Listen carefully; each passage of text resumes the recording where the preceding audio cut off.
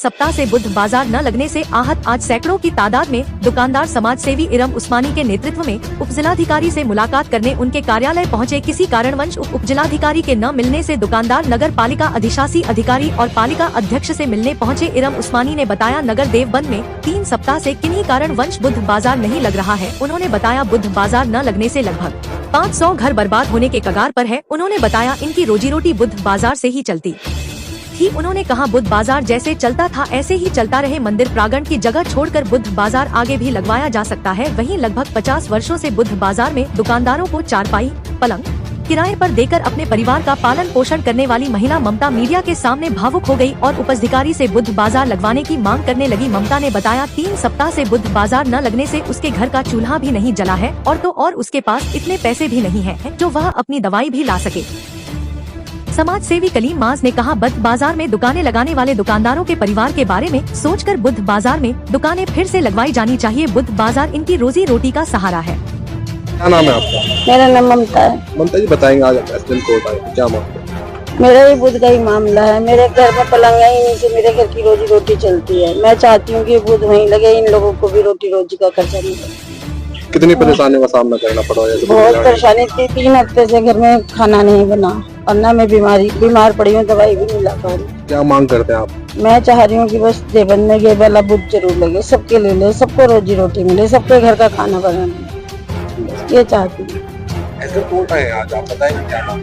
देखिए ना, जो बुध बाजार यहाँ पर भरता है वो बुध बाजार खत्म कर दिया गया। आज इनका 3रा हफ्ता है, तो इन लोगों के लिए आए हैं। कम से कम 500 घर बर्बाद हो गए हैं क्योंकि इनकी रोजी रोटी बुध बाजार से चलती थी। और ये हमें खुद भी याद नहीं कि बुध बाजार कब से चला रहा है। मैं बहुत छोटी थी, मैं तब से देखती आ रही हूँ, मतलब मेरे होश संभालते संभालते तो मैं देखती आ रही हूँ। लेकिन अचानक ये बुध बाजार जो बंद हुआ है उससे क्या हो रहा है कि इनकी रोजी रोटी पर फर्क पड़ रहा है। और इनके लिए तो बहरहाल गरीब आदमी है, ये खाएंगे कहाँ से, कमाएंगे कहाँ से। एक तो नौकरी है वैसे ही माशाल्लाह हमारे मुल्क में नहीं है, ऊपर से ये लोग छोटे मोटे अपने अगर कारोबार कर रहे हैं तो वो चीज खत्म हो गई है। तो इनके लिए तो खड़ा होना पड़ेगा। देखिए, वो लोग, हम लोग यही चाह रहे हैं कि जैसे बुध चल रहा था ऐसे चलता रहे। अगर मंदिर परिसर की वजह से कुछ प्रॉब्लम आई है तो कुछ एरिया वो बंद कर दिया जाए। उस एरिया में बुध वालों का बैठना, जो कि वहाँ पर एक पिलर लगे हुए हैं, उस एरिया से बाउंड करके आगे बढ़ा दीजिए, या फिर तहसील के डाल से इधर या उधर की साइड उतारा जा सकता है। लेकिन अगर ये कह रहे हैं कि यहाँ मंडी परिसर में आ जाएगा तो यहाँ पर पॉसिबल नहीं है, क्योंकि यहाँ पर शहर नहीं आएगा। और शहर जाता है, जो गरीब लोग हैं वो इसीलिए जाते हैं बुध बाजार में, ताकि कुछ चीजें उन्हें कम रेट पर मिल जाएं। और जब कम रेट पर चीजें मिलेंगी तो 100 रुपए वो लोग रिक्शा में कैसे खर्च करके जाएंगे। पता चला कोई वो तहसील पर आया हुआ है, वो टहलता हुआ पहुंच जाएगा, चलिए कुछ लेके जाता है। अब यहाँ के लिए तो आदमी को स्पेशली आना पड़ेगा, और 100 रुपए खर्च करना, देखिए गरीब आदमी, बहुत मुश्किल काम है। तो क्या मांग करते हैं? मांग यही है कि इनका बाजार लगना चाहिए।